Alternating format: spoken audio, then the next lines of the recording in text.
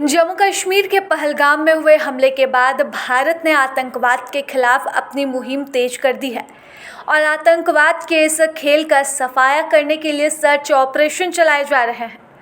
पिछले 50 घंटों में भारत ने देश के खिलाफ रची जा रही नापाक साजिश के खिलाफ बड़ी सफलता हासिल की।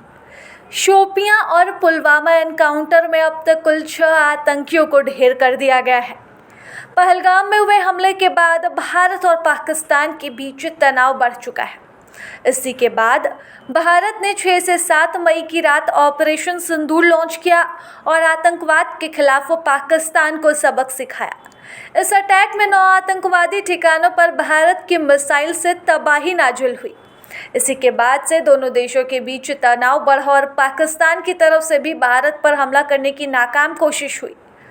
पहलगाम हमले के बाद दोनों ही देशों के बीच शुरू हुए वार पलटवार को रोक दिया गया और सीज फायर हुआ। इसी के बाद से भारत ने आतंकवाद के खिलाफ अपनी कार्रवाई तेज कर दी है और उसके नतीजे के रूप में जरा भी आतंकी हलचल का पता लगने पर सर्च ऑपरेशन चलाए जा रहे हैं। पहले जम्मू कश्मीर के शोपियां में सर्च ऑपरेशन चलाया गया। शोपियां जिले में मंगलवार यानी कि 13 मई को सुरक्षा बलों और आतंकवादियों के बीच मुठभेड़ हुई। इस मुठभेड़ में सुरक्षा बलों ने पहलगाम का बदला लिया और बड़ी कामयाबी हासिल की। शोपियां के एनकाउंटर में लश्कर-ए-तैयबा के ऑपरेशन कमांडर समेत 3 आतंकवादियों को ढेर किया गया।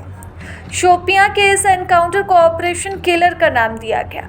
तो वहीं दक्षिण कश्मीर के शोपियां जिले के शुक्रू केलर इलाके में आतंकवादियों की मौजूदगी के बारे में जानकारी मिलने के बाद सुरक्षा बलों ने इलाके की घेराबंदी की और सर्च ऑपरेशन शुरू कर इस घटना को अंजाम दिया। लेकिन जब सुरक्षा बल शांति से सर्च ऑपरेशन चला रहे थे तभी आतंकियों की ओर से फायरिंग की गई। इस गोलीबारी के जवाब में सेना ने मुंहतोड़ जवाब दिया और एनकाउंटर में 3 आतंकी ढेर हो गए हैं। इसको करना ठीक है, ओके सेटल। चल क्या अपडेट है ऑपरेशन की? आप सेटल हो गए? सेटल हो जाओ पहले यार। अच्छा, ये this is the last time I would be briefing, ठीक है ना? Security forces got specific information regarding the movement of terrorists in that area. Accordingly, cordon was laid off and it led to the ensuing of encounter between security forces and hold-up terrorists. So far, we have observed few bodies of terrorists. 3 bodies are observed, but operation is still going on at this moment. It will take some time to sanitize and conclude.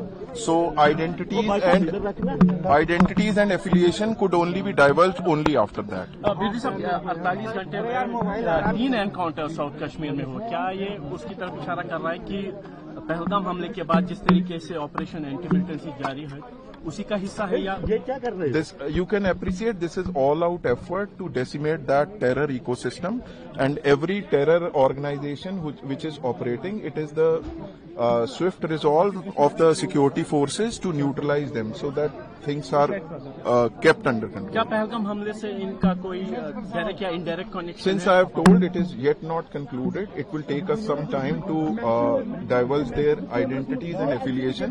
Only after that we will tell you at appropriate time. Thank you sir. प्रभातखबर.com, विश्वास वही, रफ्तार नहीं।